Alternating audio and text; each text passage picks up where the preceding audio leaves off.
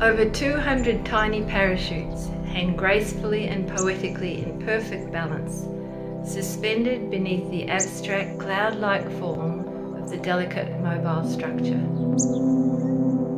This floating scene draws us away from the attention-grabbing digital world and reconnects us with nature.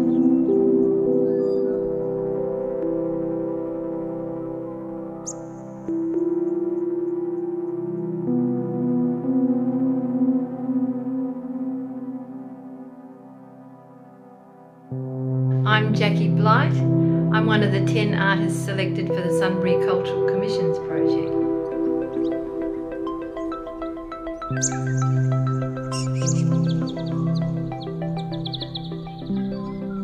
I chose the Evans Street wildflower grasslands as my subject.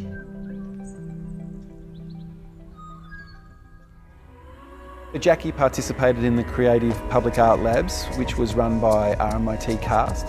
And through this mentorship program, she developed her research that was instigated from this photograph that she found in the archives. Jacquie Blight as an artist demonstrates a meticulous attention to detail in her work. She's got a really keen eye for natural form and a real focus on the natural environment.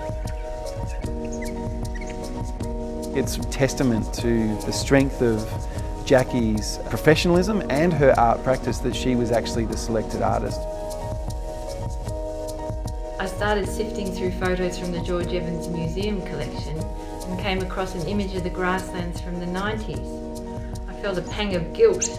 I'd lived in Sunbury for over 40 years and never once set foot in them. So I immediately rushed out to remedy that by taking a long walk in the grass. There's not a lot of grasslands like Evans Street left. I always called this one of the jewels in the crown. In a healthy grassland, you could have 10, 15, 20 different species of grass, 50, 100 different species of forbs and wildflowers. It's a species-rich community. And this few little hectares here in the middle of Sunbury is an example of what would have once spread across the landscape. So what was 2.3 million hectares in 2009, there was 15,000 hectares left. Grasslands are the world's most endangered ecosystem. I've driven past and like most people, they see it as a paddock.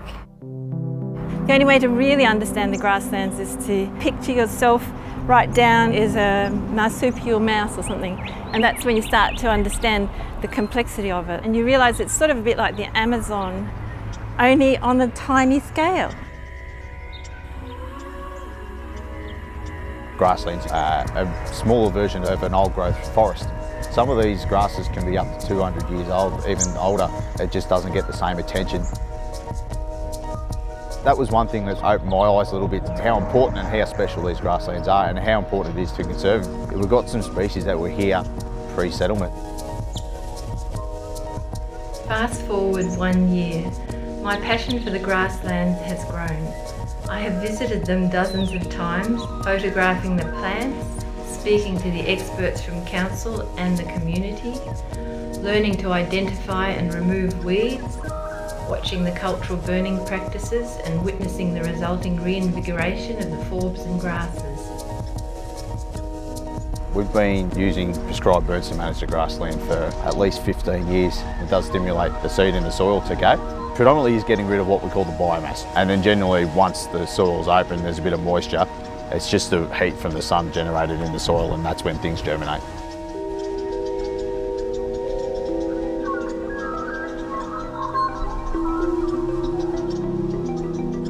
Where we're sitting now is an education source. It's a classroom, as it would have been for our ancestors.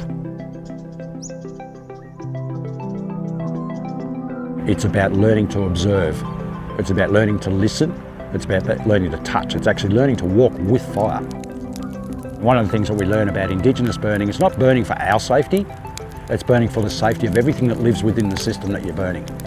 So you're burning for the birds, you're burning for the trees, you're burning for the grasses, but you're also burning for the reptiles and the mammals You're actually burning for the worms and the ants and the insects, the pollinators that rely on these grasslands for their survival. Each time I visit, I discover something new. I've now seen the 4 seasons and the life cycle of hundreds of plants, from first leaves to floating seeds. I'm using the Murnong seed as the motif for my work. I've chosen this motif for a number of reasons.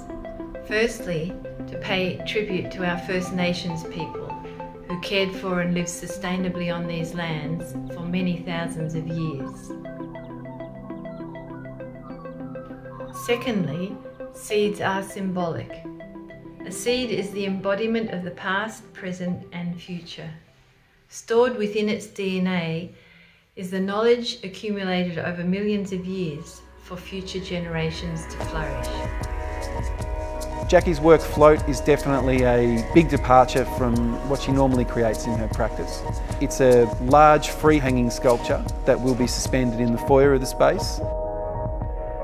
Visitors really have the opportunity to experience it in a very bodily way because we're kind of looking up at it, we're watching it subtly move. I can imagine myself lying back on this couch and just kind of really ruminating on this work.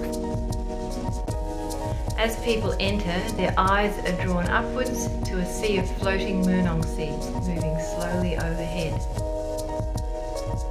We hope to print them in an eco-friendly material, a mixture of recycled wood and bioplastic made from corn, making it a renewable and 100% compostable component. Jackie's work speaks really clearly to a number of the goals in Hume's Art in Public Places policy, in that it is really strongly site-specific and has strong, long-lasting connections to community. Nature is the most important thing on the planet, apart from the love that we have and the connection that we have with each other as a community. And we need both to be healthy. Uncover, which is uncover what is there in a grassland. So you're discovering it, and then how do we preserve it for our future generations? Not only for our own community, but for all Australians really. Anything to draw a different light on grasslands and the importance to conserve grasslands, I think is vitally important. I would really like to see the Evans Street Grasslands connected via a green corridor all the way to the Organ Pipes National Park. I'd be so rapt if that would happen. And I think it's possible.